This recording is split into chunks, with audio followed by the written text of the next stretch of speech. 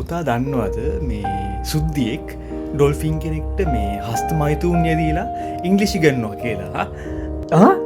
මොකද අදක තේරුම hand Jobs අත්තද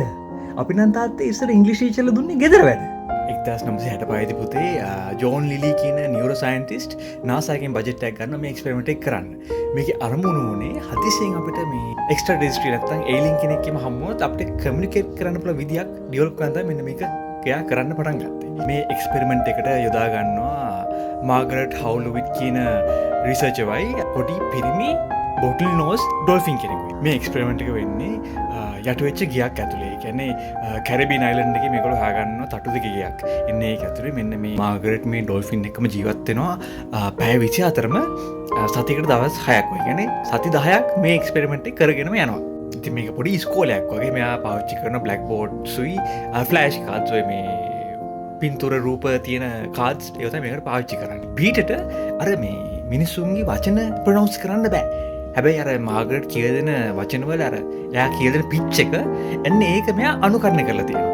වැඩේ උනේ පුතේ මේ ඩොල්ෆින් තරුණ වියට පත් වීගෙනම මෙන්න මේ එක්ස්පෙරිමන්ට් එක අතරතුර ඒ නිසා මේ මාගරට් මේ ලෙසන්ස් කියලා දෙනකොට මේ ඩොල්ෆින් ඇවිල්ලා ලංකකුල ගාව ඇඟේ තෙරපෙන්න ඇතිල්ලෙන්න පටන් ගත්තලු හරිද ඒක මේ ලুকু බාධාක් වුණාලු මෙන්න මෙයාගේ ලෙසන්ස් වලට හැබැයි පොඩක් හොඳට කල්පනා කරලා නොන් සෙක්ෂුවල් විදියට මාගරට්ට තීරණයකට එන්න උනා මෙන්න මේ ඩොල්ෆින්ට හෑන්ඩ් ජොබ්ස් දීලා යාගේ සටිස්ෆක්ෂන් එක ලබා දීලා ඊට පස්සේ ආයි ලෙසන්ස් ටික කන්ටිනියු කරන්න මෙතන ලොකු බැඳීමක් ඇති වෙනවා මෙන්න මේ මාගරට්ටුයි පීටර් අතර හැබැයි සෙක්ෂුවල් නෙමෙයි